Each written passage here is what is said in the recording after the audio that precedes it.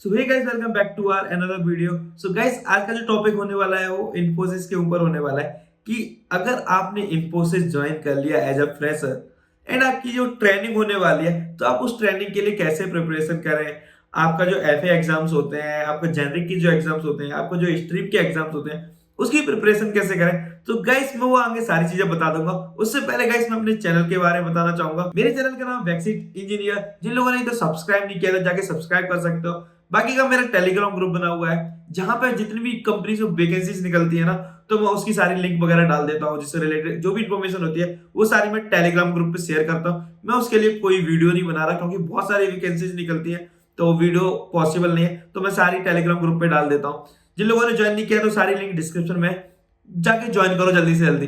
बाकी का video start करते हैं। तो पहला जो क्वेश्चन होता है सबका कि यार हम नॉन आईटी बैकग्राउंड से हैं यार, आईटी बैकग्राउंड से नहीं है, लॉजिक कैसे बनाए, कोड कैसे लिखें, वो सारी चीजें कैसे करते हैं यार। तो गाइस यार ये तो पता है, जब धीरे धीरे आप कोड सीखोगे ना तो आपको पता चलेगा कि फ्लो कैसे जा रहा है कोड का, कि ये कैसे जा रहा है। जैसे आपको कोई चीज डिजाइन करनी है, जैसे आपसे बोल दिया कि यार मेरे को ये बोतल डिजाइन करनी है, तो आपको कैसे करना होगा। पहले आपके पास ये होगा, ये होगा, ये चीज होगी, तीन चीज होगी ना, तभी तो आपको एक चीज करके डिजाइन करोगे ना। तो ये एक फ्लो चलता है, पूरा एक फ्लो होना चाहिए।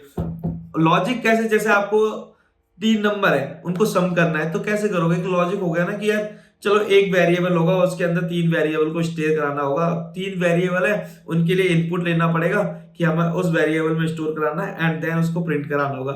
एक लॉजिक थोड़ा सा, ये तो सिंपल है बट इस टाइप से लॉजिक बनते हैं। जैसे आपको एक रो दे रखा है, आपको जैसे पैटर्न का क्वेश्चन आ गया कि ये पैटर्न का क्वेश्चन लिखना है तो कैसे लिखना है। पहले उसमें रो में एक लिखना है, फिर दूसरे में दो, फिर तीन, चार, पांच। तो इसके लिए फॉर लूप है, जैसे पहले के लिए पहला फॉर लूप लग गया, फिर दूसरे के लिए भी फॉर लूप लगेगा ना, दो फॉर लूप पे काम चलेगा।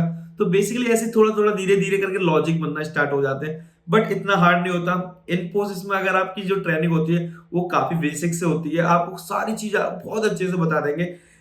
लाइक सी, जैसे आपको जो एफए एग्जाम्स होते हैं, मैं आपको एक और चीज बता देता हूँ जो कि बहुत अच्छी है। जैसे आपकी जो ट्रेनिंग चल रही है तो आपको पर डे असाइनमेंट मिलते होंगे।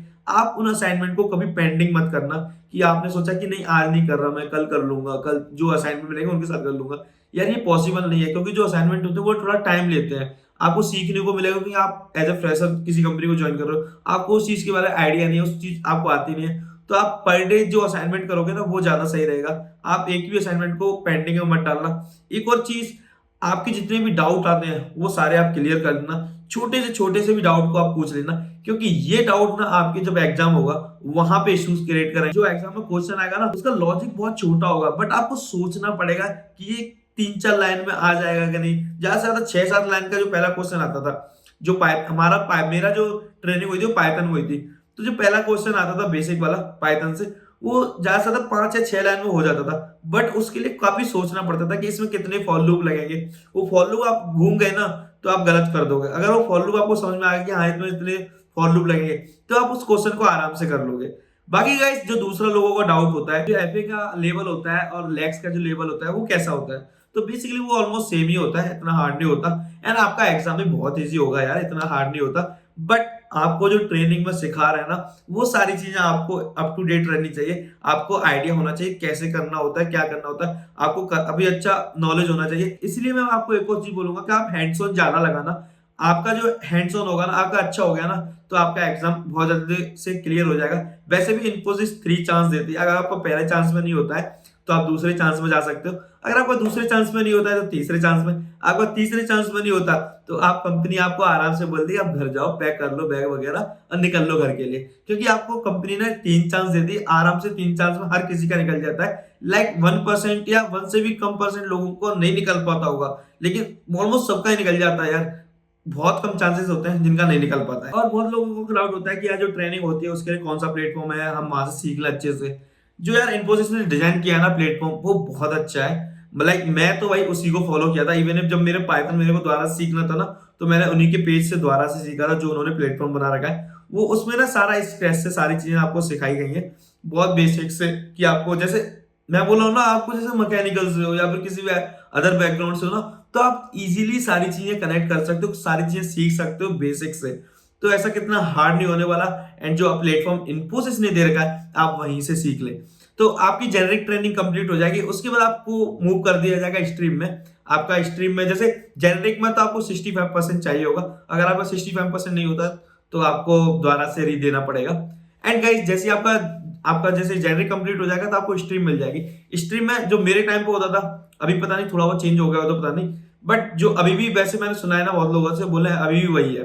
जो स्ट्रीम में होता था वो बेसिकली क्या होता था, आपके 4 एग्जाम होते हैं एंड लास्ट वाला जो होता है वो आपका प्रोजेक्ट में भी होता है उसमें, कि आपका प्रोजेक्ट और एग्जाम जो होता है, जैसे आपको क्विज दिलवा देंगे और आपका प्रोजेक्ट भी कंसीडर किया जाएगा, बट उसमें जो पासिंग मार्क्स होते हैं वो 50% होते हैं, बट आपको जो एवरेज चाहिए होता है वो 65 ही चाहिए होगा। 65 से कम हुआ तो आपको जिसमें कम आ रहा है ना, जैसे आपके 4 एफ हुए स्ट्रीम में, पहले वाले में आपके आए 52 एंड बाकी में आपके आ गए जैसे 59, किसी में 62, बट एवरेज है ना वो 65 नहीं बैठ रहा है एफए का जो स्ट्रीम का।